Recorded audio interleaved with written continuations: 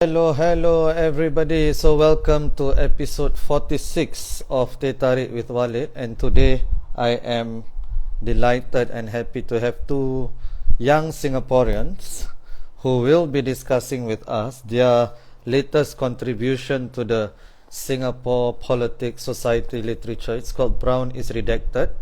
So the editors will be joining me. So Mysara, Aljaru, two of the three editors at least, and Kristian-Marc James Paul. And yes, in the book he acknowledges that he has four first names. So we will be having them. I'm extremely delighted because this came from a play they did actually. So Mysara and Kristian did, which was called Brown is Haram, and we will get to talking about the book and other things and race in Singapore. But please get this book by Ethos Books, and the cover is also quite pretty, but the content as well, it's pretty good. I highly recommend it. Some chapters for me are outstanding and should almost be compulsory reads of sorts for any study on race and politics in Singapore. Hello, Mysara, how are you? Hi, I'm good. How are you? Hello, I'm good. So, congratulations on the publication of this book. Thank you. How do you feel Thank about you. that? While we wait for him, how do you feel It's about that? it's it's been quite a journey, so it's quite satisfying to see everyone's hard work being put together. The months of like back and forth, discussing. So it's great. It's great that like it's finally or it's coming out very soon, and I'm very very excited for everyone to read it. Yeah, hope Right, you right. had a good time reading it. Oh, I did, and I just finished it yesterday, so it was really good. And I think your Brown is Haram. I didn't watch the play. I saw snippets Yeah. of it on IG, and but I read the entire thing, and it's really fantastic. I wanted to get to some pages. Hello, Christian. I was just Hello. congratulating my Sarah, so I should congratulate you as well. So I really enjoyed your the transcript of your play. So I thought that was the strongest part of the book. So it started and ended off really well. So I really enjoyed Hazira's chapter. I really think it was such a strong chapter, and it was the perfect way to end the book. So okay, so let's get to it, right? So, by the way, I don't know how old you guys are, but you guys, both of you, are much younger than I am. So, I I cannot imagine having a book out at that age. So really well done to you guys. And I know editing, some of the authors will get on your nerves in terms of the timelines. So mustn't have been an easy endeavor. So congratulations again. Okay, so first question, right? So if I were to channel like a typical Singaporean, or maybe Singaporean who's used to stability, right? Say so, aren't books like this, right, really not good for societal stability, because you're opening up a can of worms, right? Why do you need to talk about race when everything is, yeah, things are not perfect, but they are as good as it can get, right? Do you want Singapore to be like America? So how would the two of you respond to that? Yeah, so anyone can go first. Chris? Sure. Well, I think what we wrote in, I think, like the last paragraph of the introduction, I think we would like to encourage people to not shy away from dissent or from these uncomfortable conversations. And I think, yeah, so I would say that I think dissent can be quite productive, and that doesn't necessarily mean it won't be uncomfortable, but I think still very fruitful. Even if it like produces tension, I think that is still in and of itself worth acknowledging and thinking through. That's what I would say, and I would let Mysara continue. I think what I would have to say is, I think what is worse than having a book that, people might feel comfortable about is racism itself. I think that is something that, like, yeah. But I think,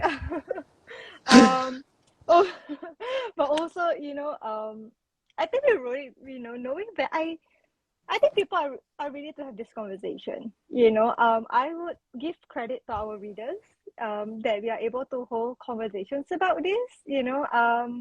I don't think that, I feel like silencing it is kind of an insult to people's intelligence. We assume that people are not able to hold conversations about this and understand what is going on. Yeah, so that would be my response. Okay, excellent. So I just wanted to read some of the parts of the paragraph that Kristian mentioned. Dissent, I'm quoting, dissent can be a healthy thing. It can produce accountability, and more importantly, it can highlight what we have been doing wrong. It can be an animating force. That is our hope for this anthology, to set conversations in motion.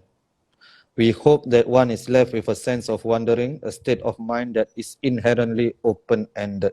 Right? And ultimately, this anthology is about the process of collective searching, of dialoguing, of uttering, because when we continue to utter, we necessarily continue to fight. I think that is so eloquently put, and just based on your answers. So it's okay. So you want people to feel uncomfortable, right, Kristian? You want, because discomfort is good, right? And what's worse than talking about racism is racism itself. You should be channeling your angst towards acts of racism rather than discussing racism. So thank you so much for that answer, but also for writing this book. So another one that people always talk about is, and I'm sure all of us have gotten some version of this, right? Oh, minorities are too sensitive. That's the first one, right? Minorities are too sensitive. The other one is younger minorities are too sensitive, right? So I say younger, right? So I include myself in this category as well. So younger minorities are too sensitive. Back then in the kampung, I've even seen articles in Straits Times, right? And I've even heard some older minority folks say this. Back then, we used to tease each other, and the Chinese would tease the Indians for their dark skin, and then the Indians would tease the Chinese for their lack of facial hair or whatever it is. So how would you respond to that when people say that minorities, especially younger minorities, are too sensitive? You want to go first this time, Mysara? Okay. I think my response to this idea about us being too sensitive, the question would be, are we being too sensitive, or are you being too ignorant about things? Are you excusing your behavior? I think that people are always uncomfortable with change, because when you're stuck in the status quo, you don't want to change, right? Why would you want to change things when you have it good? But I think it also comes from a lack of understanding that, when people talk about experiences, things that they are not comfortable about, or discrimination that they have faced, is not a personal attack. If you feel that you've been treating people fairly, then there shouldn't be a reason to feel like, oh, this person is being uncomfortable, because no one likes it when their experiences are being, dismissed. I think it's this idea that I think people's experiences are finally being acknowledged. Because I think also the discourse or the language that we used over time when we talk about race has changed, right? We're putting, labels. I guess that's something else to talk about. But whenever there's a response, I've heard it, of course, back in the kampung days, right? But I think when you talk to somebody like older minority generation, you hear such sentiments, but also after that they start to realize that actually it's not all that great, right? It's a very superficial idea of I can make fun of you, you can make fun of me, but essentially, I guess maybe because the younger generation, in some sense, we have developed or are developing our own language about talking about it, that make it seem that we are being too sensitive. Yeah. Right. Thanks, Chris. Yeah.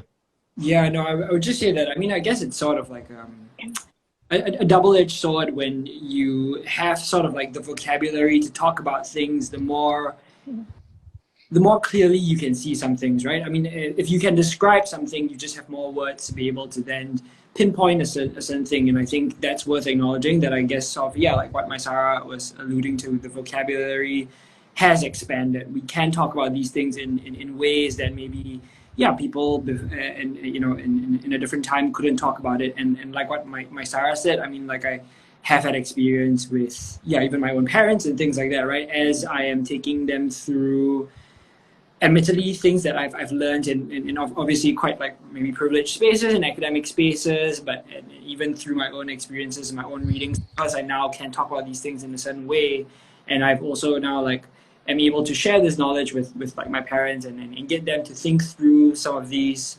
lenses that now I have also. Yeah, they do also see things differently because they are now also equipped with this vocabulary, and I think it's about literacy, right? I mean, I think the more fluent you are in talking about these things and flexing this muscle, then the more comfortable you are with actually seeing some of these things that maybe you didn't see before.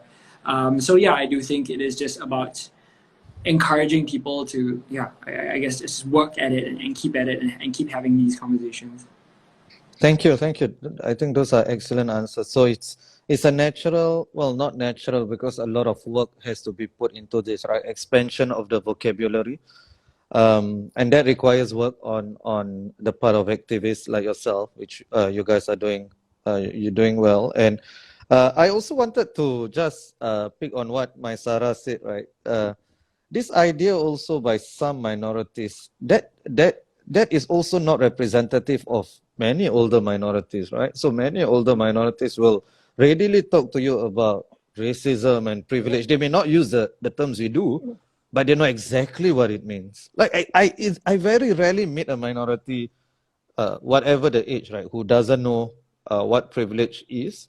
Not in terms of the meaning, but in terms of the concept, right? And even like outright racism, not even privilege, right? So I have a relative who, and this person is in her 70s now, and she stopped going to school because people were calling her Keling, right? And you guys would know, right, what that means, how pejorative that term is, right? Even now, even now, I mean, I have to say I get upset when I hear the term. So I mean, that was something that happened in the 60s, right? So you cannot just say, oh, last time people were. I think even that premise itself is quite flawed. So thank you for your answers, right? So just final one on this before we get to the book proper, right? So how do we expand the vocabulary? How do we expand the literacy, right?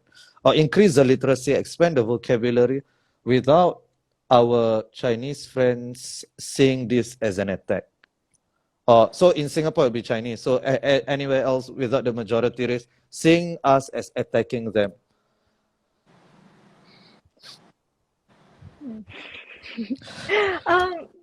I guess Is it like important for even? me, Is it important even for us to consider that? well, Yeah.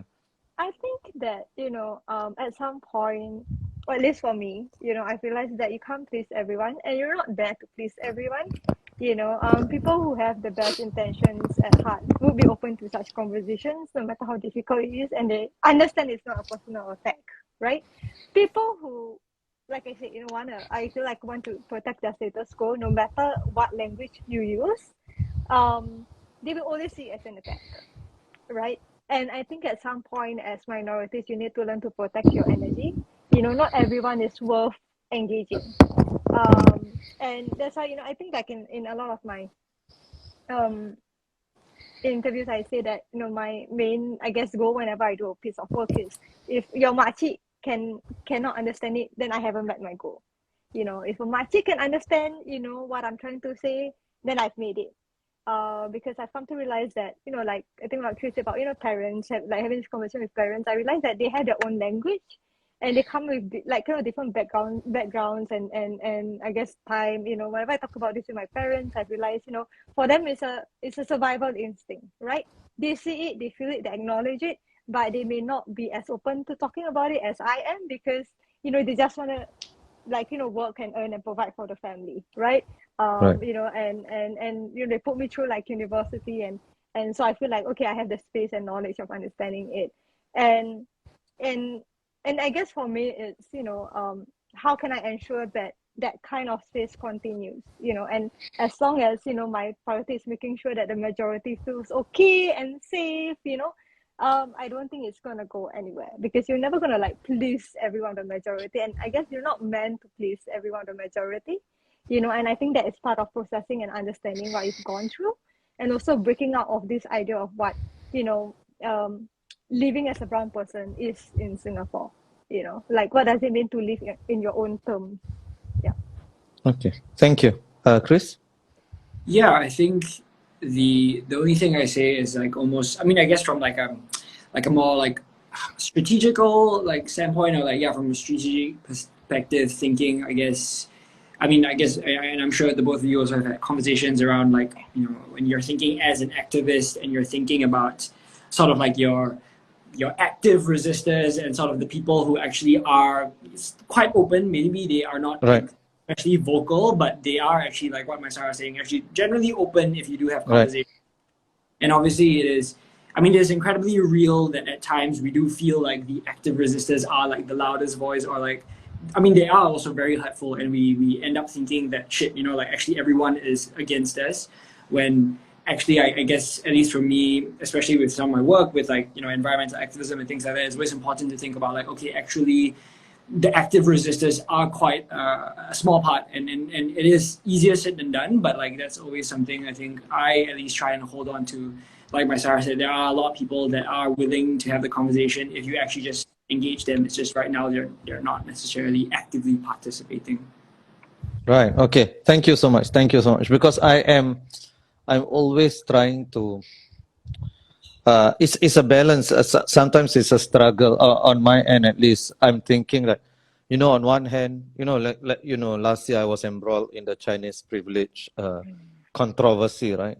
Uh, and um, and you know, I feel like it's something so obvious. I remember I was speaking to my late father a few years ago when during the Pretty Please incident, and he was asking me, what is this? So my father didn't go to school. He cannot read or write.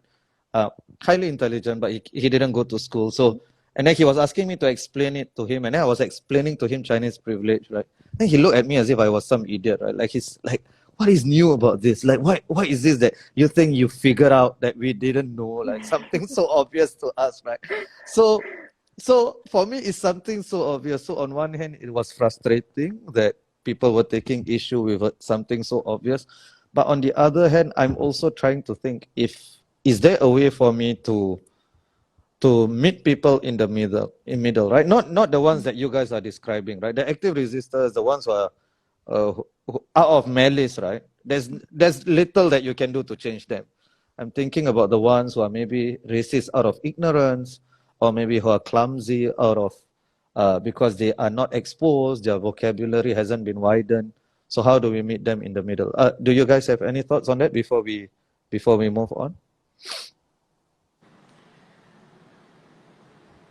Yeah, I guess the only thing I would say is that like, no, I mean, I've definitely been in that position before where I'll be like, oh, okay, I don't have to talk to these people anymore, right? For sure, definitely.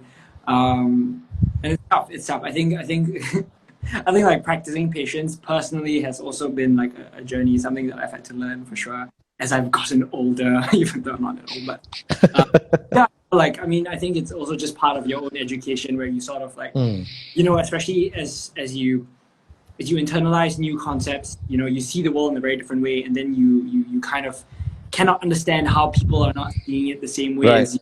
Right.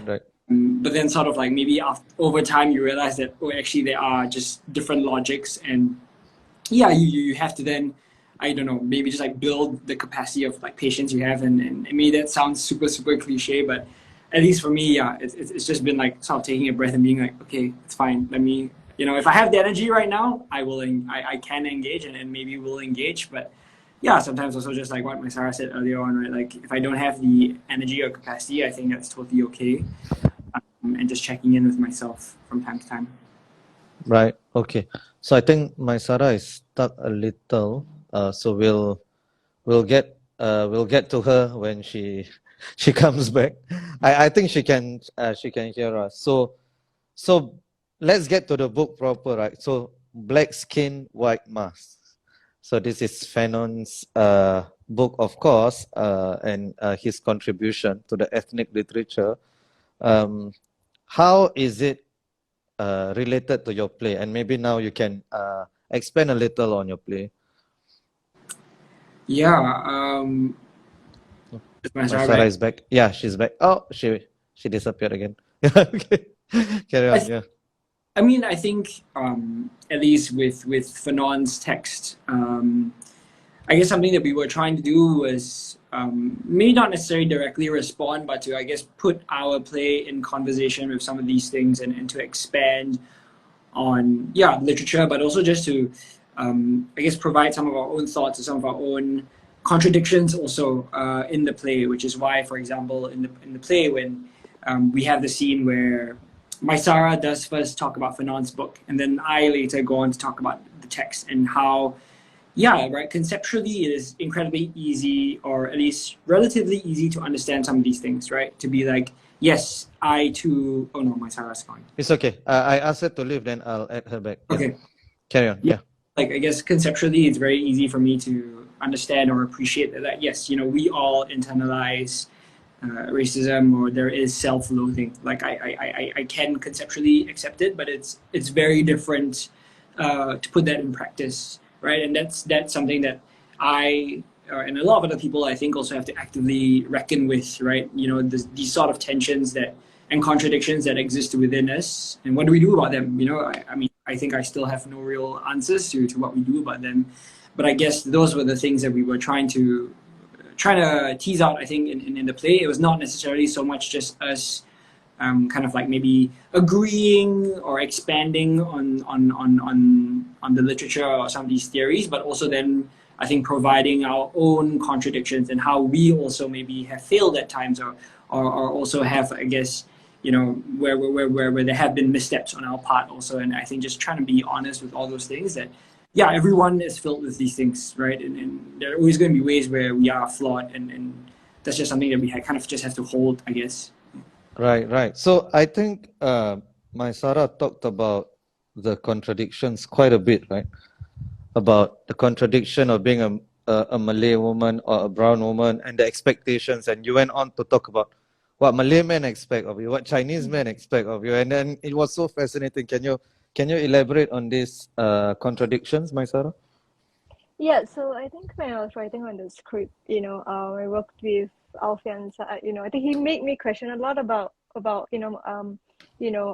where I stand in society. And I think it's something that me and Chris also had a lot of conversations about when we were like, we started being like friends. We had all these very raw personal conversations. And I kind of reflected, about my relationship with, the Malay man in my life, the Indian man in my life, even the Chinese man in my life.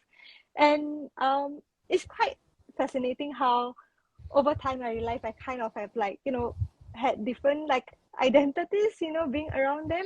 And, I'm turning 30 next year, and it came to a point where, it's tiring, it's very tiring, because on one hand, Chinese men have these certain expectations of you, or certain, ideas of what a Malay woman is, and then the men in your community also have that expectations. So it made me question about what this idea of agency is, and personally, I just wanted to kind of explore that, and also unpack, what it means to be a Malay woman in Singapore society without all these baggages around you, because I think when you grow up, you're being told this is how you should behave, this is how you should act. You've never really had the agency to kind of just, okay, this is what I want to do, this is what I want to be, and being able to just take a step and say I don't really care what men have to say. Right. I think that took a long time, even for myself. Yeah. Right. So I mean, that even there's a joke, right, in for Indian parents, so it's either you are a doctor, your child becomes a doctor, lawyer, engineer, or failure, right? So there's no these are the options, right? So if you're not the three, then you are a failure, right? So it's really interesting to read the contradiction in expectations, and the frustrations of Malay and Indian women, I suppose, in regard to how others box them in their own identities. Right? I do want to get to the utility of the term brown, but before that, I wanna I want to read out this passage from the play. This is on page 43 of your book. So, by the way, if Mysara's Wi-Fi is a bit patchy because she's overseas now. Okay, so Brown is reserve presidency. Brown is not ready. Brown is, can we talk about hello police? Brown is, you must set a good example. Brown is a family of 3 divorces and a missing uncle. Brown is climbing the stairs of social success. Brown is climbing the stairs of a HDB for you know ... Those who know. Okay. Brown is drinking tea at 2 a.m. Brown is illegal loitering. Brown is dada. Brown is dada is haram, and that was hilarious to me. Brown is the police. Brown is the policed, right? So you want to elaborate on that, Kristian? I thought that was, I enjoyed that. In terms of just sections, that was my favorite section of the entire book. Yeah. So Sanjay, can you explain? Yeah. So I think sort of like, I think those like the list of characteristics or list of definitions comes twice within the performance lecture itself, right? We start off with that, and then somewhere through the middle we come back to it. And I guess the whole point, and I think Nabila in her essay sort of also expands on this, is I guess we were trying to demonstrate that like this sort of, you know, this how kind of almost like wild and absurd it is to try and attempt a definition of what Brown is, right? And how mixed with all some of these like stereotypes, you know, like of your Dada itu Haram campaign, plus the, you know, reserve presidency and all these different tropes and what those present or what those symbolize and represent.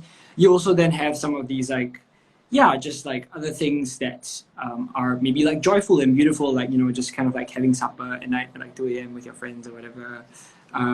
And so, you know, and trying to demonstrate that like these two things exist simultaneously, but also that there is no, there's no one answer, and that like it is almost kind of like beyond the point or meaningless almost to try and sort of find an answer.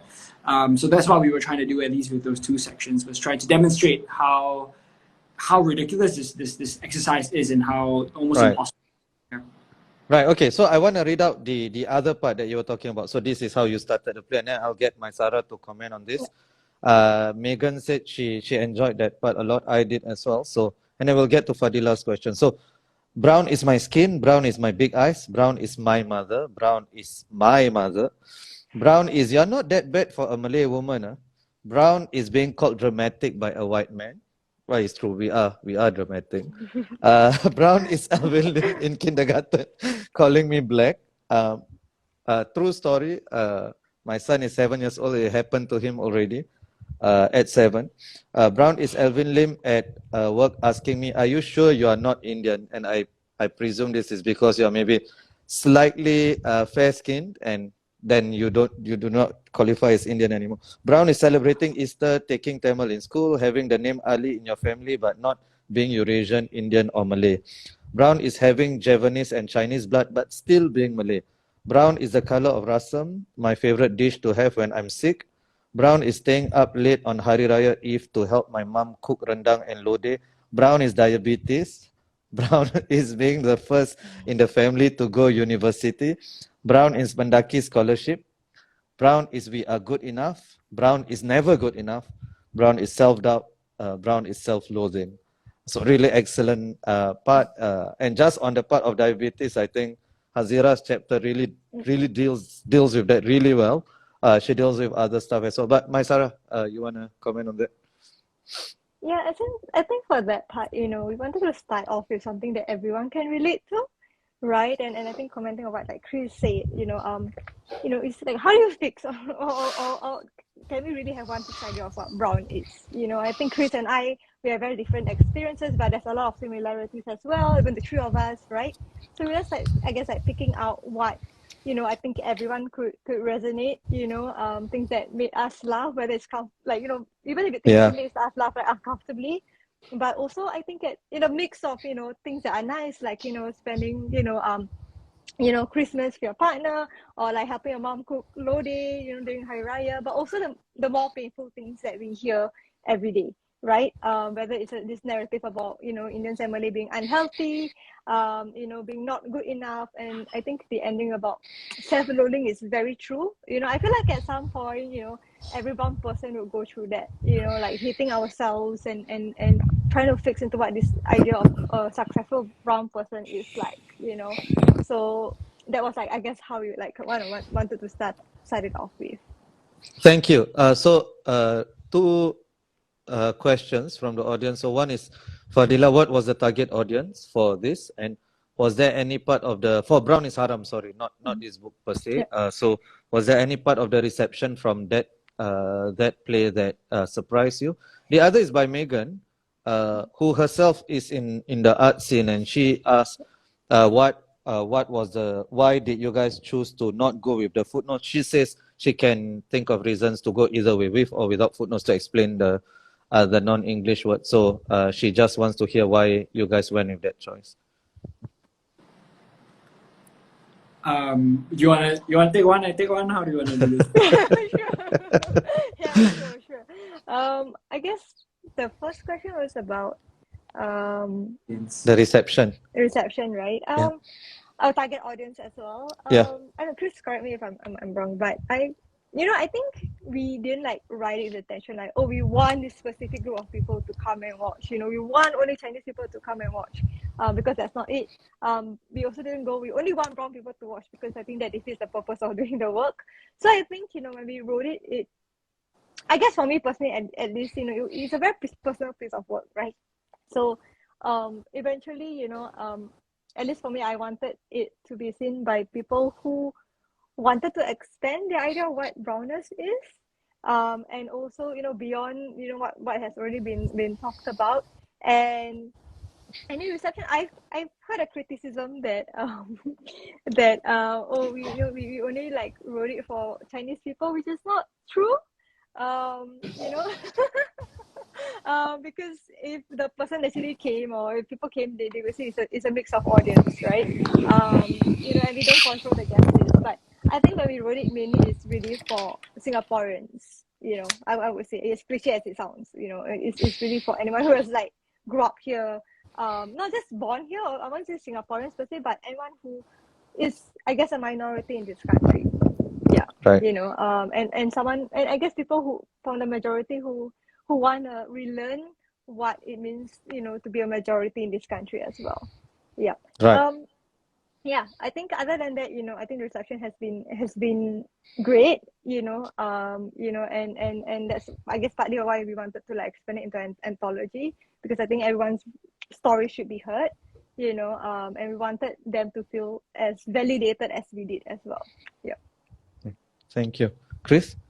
Yeah, I mean, I'll just say something which I think will then segue into my response. So the second question was, yeah, I completely agree with Mysara, but I do think what needs to be acknowledged, or I think something that we also, which I think was quite deliberate, was that I think also didn't really make an intentional effort with like over-explaining or explaining ourselves, right? Even though we weren't going to say, even though we didn't explicitly say like, yeah, we don't want Chinese there or whatever. We didn't necessarily say that, but at the same time, we weren't necessarily going to translate everything. We weren't necessarily going to have footnotes for everything. And I guess that leads to my response to the second question with, and obviously there's a lot of like, I guess there's discourse and conversation around, what does it mean to italicize specific words? What does it mean to footnote specific things, to sort of like explain things? Right. Who's or, and what does that reproduce and things like that. And so I think if you notice in the book also, I think we were quite intentional, and also with ethos help, right, with not italicizing any of the non-English and things like that, because obviously then that I think sends also an incredibly strong a signal that this is out of the ordinary, or this is not, or this is something that you should pay attention to. And I think for us, that's not what we wanted. And also, even in regular day conversations, we all don't necessarily just use English exclusively, right? We have, it's peppered with other words and things like that. And so I think, like what Mysara said, I think that to us was an act of just trying to acknowledge yeah, just where we are, I mean, like geographically and culturally and sociopolitically also. So yeah, I think that was why we also then chose maybe not necessarily to sort of explain everything in the footnotes. And it's also sort of like a kind of like wink wink, if you know, sort of vibe that we were going for also, I guess. Right. So I completely get your explanation. As I was reading, I was also thinking, wow, this requires quite a bit of insider knowledge. So if you are not from the minority communities and you're reading this, right, hopefully it spurs you to actually, what does this mean? No, let me Google this, or let me speak to, no, what does this mean, right? When Kristian say, Brown is you're not that bad for a Malay woman. And I can imagine that that's something that maybe some people would not know what it means, right? Are you sure you're not Indian? I'm sure there will be some people who, no, Dada is haram.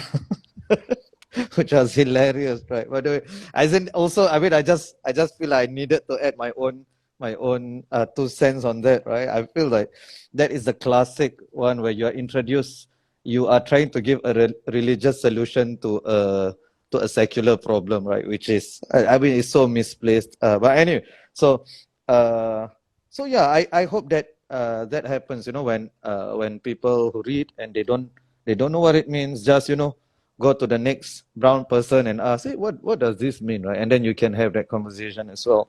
So what I got from the combination of your two answers, so it's very intentional, right? The things that you guys do, yeah. So a lot of thought was put into this. Okay. Can I add? Yeah, carry on. Can I Of add course, in? of course. Also, like, I mean, I think this idea, right, when you're a brown person, I think a lot of brown person will have this like experience where, especially at work, right, your colleagues will start, or your friends will start speaking in Mandarin, right? And then I used to work at this place, and my colleague who is Indian would say, yeah, she would just like pack her stuff and then she would leave and just start speaking in Mandarin. And they look surprised, and then she's like, okay, speaking in Mandarin. I'm guessing the meeting is over, right? And yeah, so it's this idea like, we were not here to cater to the majority in that sense. Also, if you feel like, hey, like, I don't understand this, like, why are they not writing it in a language that I understand? I guess welcome to our lives. Okay. Yeah. Right. All Yeah. right. Okay, so there is a not payback, but there is a deeper meaning behind that as well, Yeah, right? I mean, So it's yeah. just for them Yeah, to yeah. feel it. Yeah. Yeah. Absolutely. Okay. Thank you so much. And I think also Megan followed up, and does this bring up any concerns about accessibility? Yeah, I mean, I guess. Okay, go on. You wanna? No, I mean, like, I think no, I guess for me, it's I don't think we wrote it in a way that is not accessible. I think we wrote it in a way that is crafted where, hey, like this this is a daily occurrence for a lot of us, right? I had a colleague who's like, who came to me and he's like, Mysara, what is MUIS? And it's quite astonishing because you're talking about a government, like, Right. like an organization, so there's a lot of things that that they say or they go through. Maybe it's not intentional, but I guess in some sense this book would put them that situation or that spot of knowing how it feels like. Yeah. Right. And there were some parts, right, that you did but very few, some parts where you did translate, right? Like Gadis Melayu Terakhir, and then you said last, and then excluded, offender, and so on. Yes. Yeah. So yeah, I definitely see the intentionality behind this. Okay, so my next question is actually similar. I said I wanted to talk about the utility of Brown, and it's very similar to what Suhail said. Do you think Brown reduces minorities to their skin tone? Does it not flatten entire cultures? The I and M categories in CMIO are already reductive. This seems more so no. And the question I wanted to ask was this idea of brown community, right? So don't you think it's a bit of a myth that there is this brown community, because the Malay experience and the Indian experience are completely different. And I think Dr. Lavanya, she does a very good job of even talking about the Indian experiences, the North and South Indian experience, which is not talked about a lot. especially in terms of migration, right? And she talks about how actually the local Indians are the ones who are a lot of times most resentful against the new Singaporean Indians, right? Who tend to be from the north, different socioeconomic status, different region, different language as well. So do you think that there is such a category as brown, and how useful is it to use that category? I can start. Yeah, I think. Yes. Yeah, I mean, I guess I'm wondering if this is productivity or utility is even. I'm not sure if that's like the right angle to think through this, only because indeed it is. Yeah, I mean, it is to some extent going to be reductive, but also not necessarily, because I guess what we were trying to do, what we attempted to do with the book, is to show that it is indeed very expansive, or it's not necessary to say that these are the constituent parts that make up brownness or the brown community, but more that sort of like the lived reality is people have sort of defined brownness for us in these terms by marginalizing us in all these different ways. And so I think it's also about saying that even though we ourselves may not necessarily identify so much with brownness, or like, you know, and say like I am brown, like I don't know if any of us like actively walk around every day being it's the reality is that's how external forces have pigeonholed us. And so I think what we were trying to do with using the term brown was to acknowledge that the reality is indeed that we are marginalized to a great extent because of our skin color, but then also we have all these other identities that maybe complicate that relationship a little bit, where we are then marginalized in different ways to different degrees, but also how maybe this is not necessarily present in the book, but you know, how some people can also maybe transcend their brownness by holding on to specific positions and things like that. So yeah, I would then encourage us to maybe not necessarily think so much about the utility, because I think that's not necessarily the sort of the right way or the most productive way to think about this book, or to approach the text, or to even approach kind of like race discourse in general. Mysara? Yeah, I think,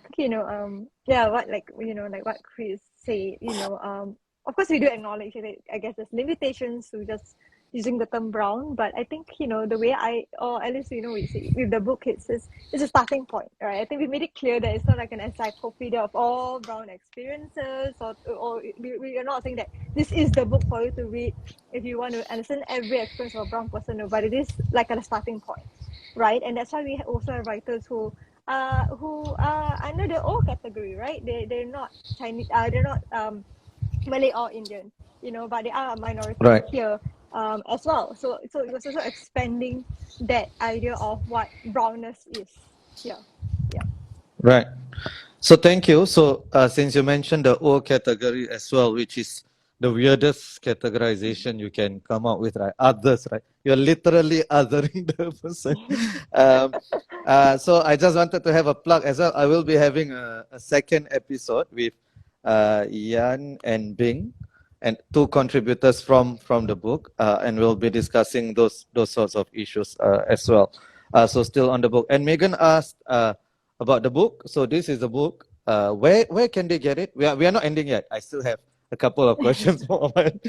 Where can they get it, and for how much? Do you guys know yet? I don't know. Oh no.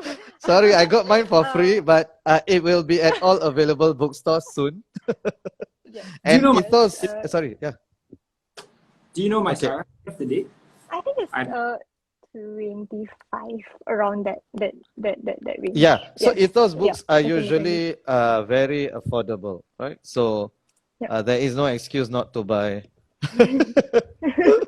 Yeah, Sorry. so this is not a good book plug. Sorry. Sorry, Megan.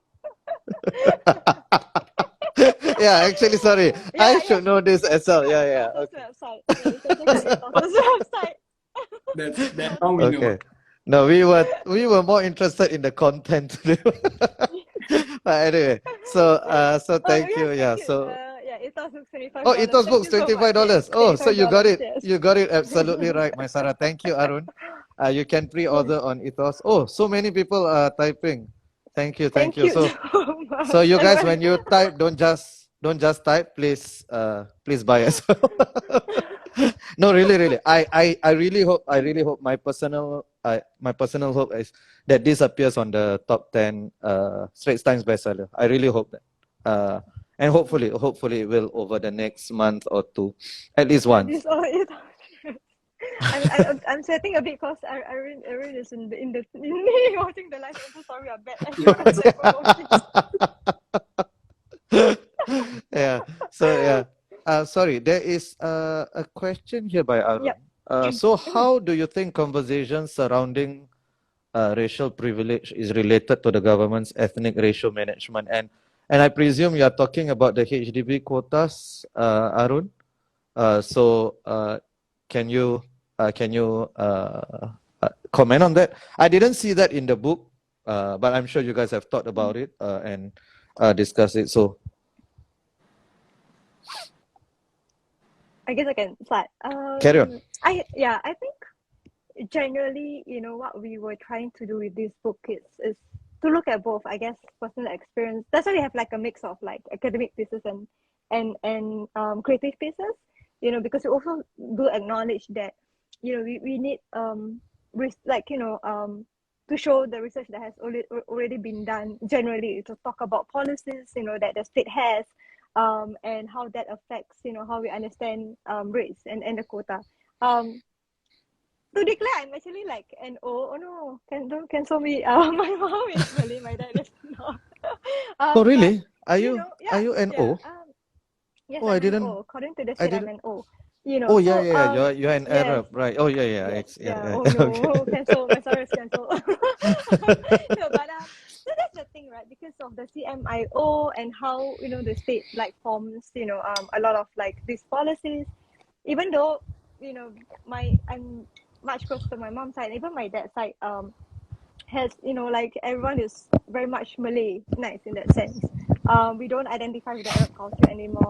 It's very restricting to how we people see, I think, race. And I see that a lot in I guess like we don't have to look at like housing, at how people responded to Halimah Yacob being president. It was very interesting to see people were very like, oh, she's not Malay, right? Even though I think a lot of us know that, her mom is Malay, her mom was like a single mom, and as a Malay woman, even if I think it's very obvious, I have a lot of criticism about the state. How, as the efforts of a Malay woman raising a child single-handedly is erased, right? Because of this whole CMIO model. And that's why for me writing about gender is also important. I think I'm not going to go into it, but there's a lot of conversation about also nationality. When let's say the wife is not like a Singaporean and things like that. This CMIO thing is very, very limiting in how we understand ourselves.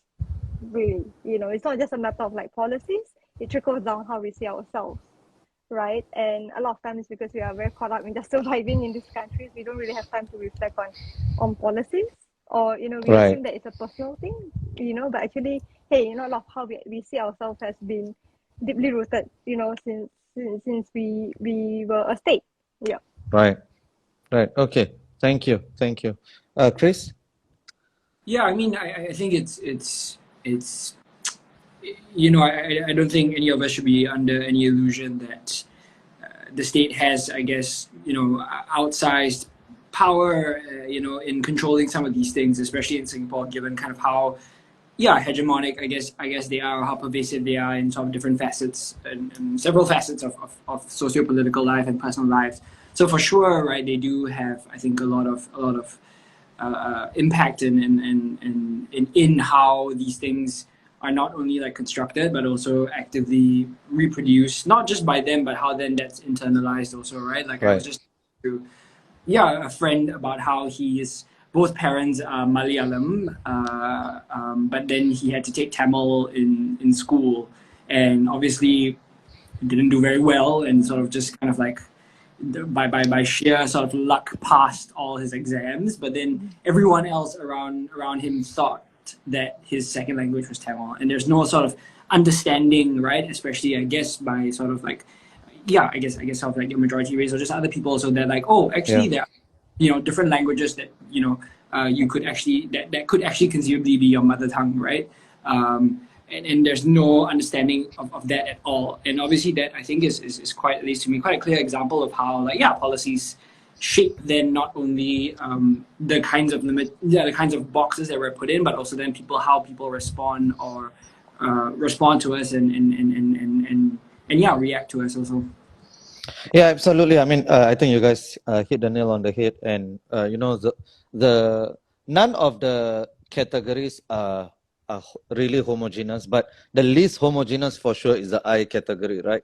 Like you talked about Malayali, and there is no linguistic commonality amongst the different subgroups of the I category, right?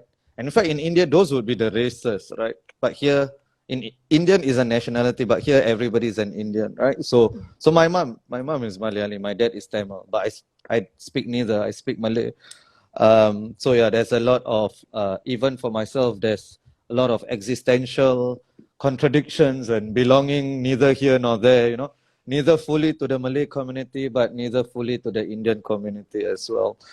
So, and on Mysara's point about President Halimah, don't you think that I agree with you. I mean, it was quite absurd because generally President Halimah was always accepted as a Malay before this. When she was running in the elections, the GRCs were under Malay, and nobody ever questioned her Malayness.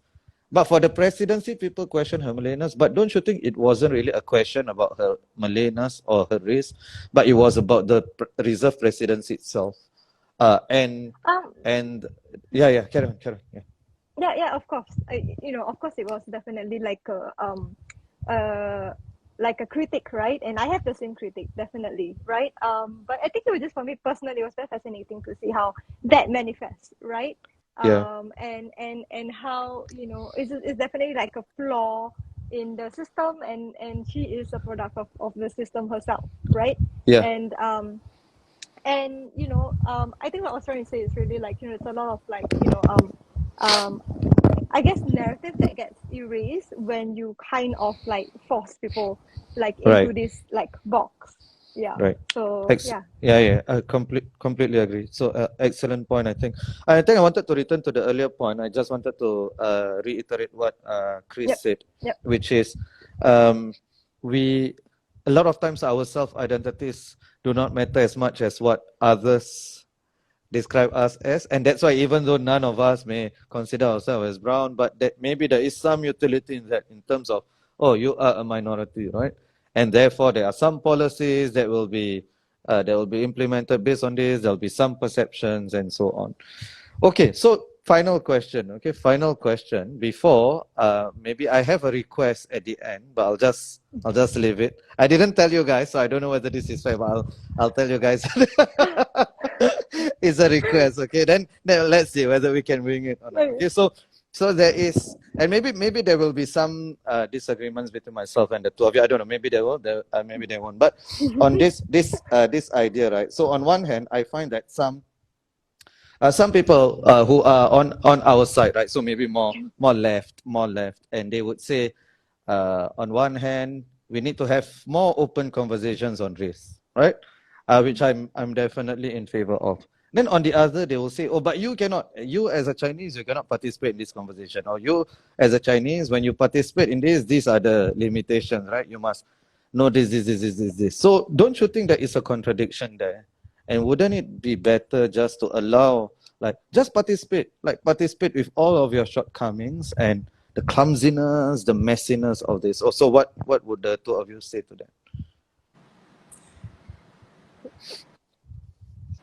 I think the only the kind of like cop out answer I would say is that like it's a bit of both, or both can exist simultaneously, right? Like I think there is indeed importance. There is importance in having safe spaces, in having spaces that are sacred. Especially for people, of any sort of minority identity, right? It doesn't necessarily be related to race, where it is just a space where there is just sort of like this sense of solidarity that just doesn't exist anywhere else with other people. I guess in this case, maybe with Chinese people, right? And there's something that I guess there's something so precious and so unspeakable, I guess, to have that kind of solidarity in a very safe space, and that's very sacred. And I think that it's important for us to hold on to, and to have those spaces. But I also do think that doesn't necessarily take away from us being able to have broader conversations with other people, right? It's not a zero sum game, and I think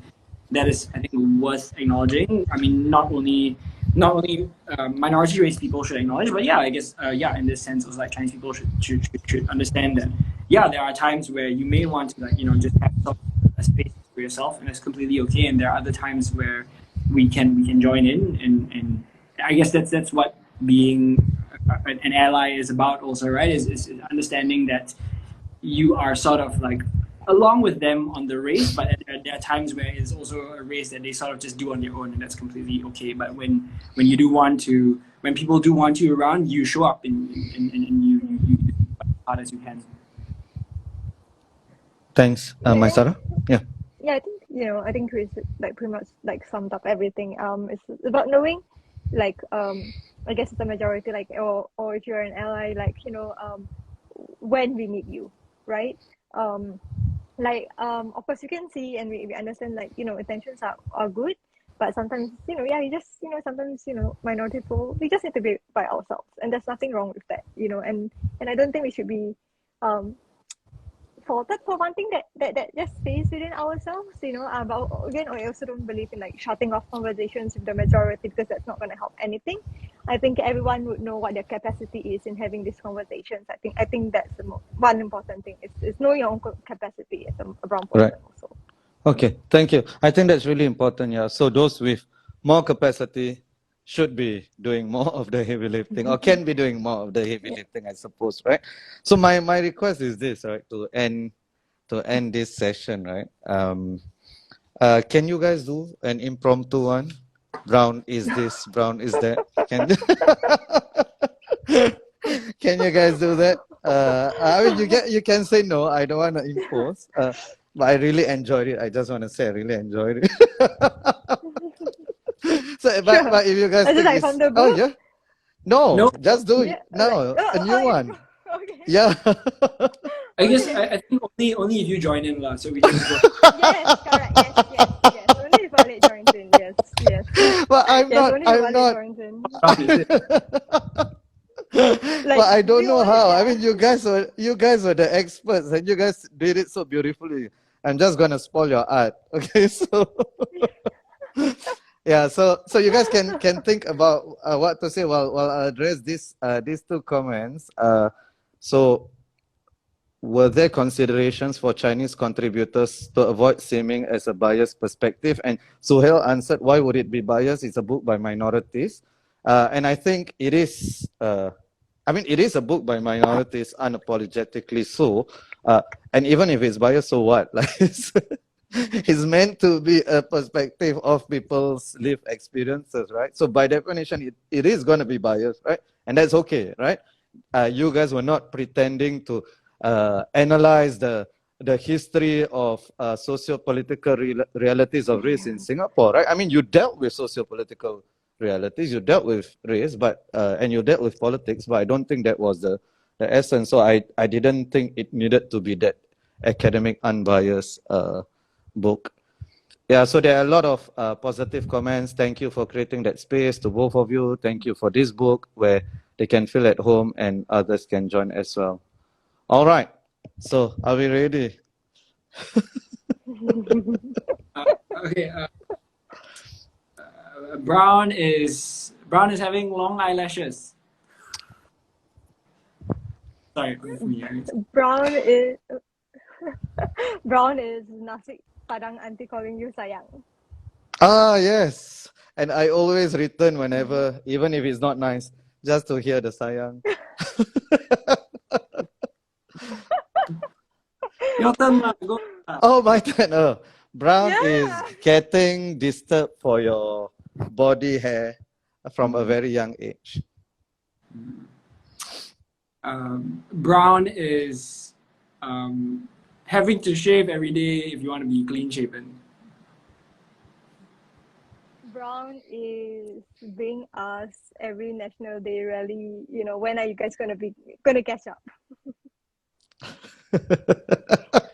No, just as you were saying that, the comment comes, Brown is getting talked down by by the minister. Okay. So Brown is, I don't know whether you guys have mentioned before, Brown is beautiful eyes. Can I just slide that in? Yeah, so I think so. Yeah. Brown is level 5 mala, not spicy enough by someone, by Azira. Yeah. Okay, maybe one last round. Brown is my beautiful mother. Oh, how do you top that? No, that's just unfair. How do you? Yeah, that's not. Brown is my beautiful mother. Okay. Okay. So I'll end of this. Brown is saying that you're gonna leave someone's place, but then actually leaving 20 minutes later because you'll shake the hand. You stand up and shake the hand and then continue, and then you walk to the door and then you walk to the lift and then you walk. So Mysara, Kristian, thank you so much. I really enjoyed today's session, and thank you for your contributions, especially at such a young age. And I really recommend everyone. Ethos books, $25. We've finally got that eventually. Yeah, so, and I will be having another session on this by 2 other contributors. So thank you so much, and congrats on the publication. Okay. Thank you for having us. Okay. Thank you so Good night. much. Good night, everyone. Bye-bye. See you. Bye.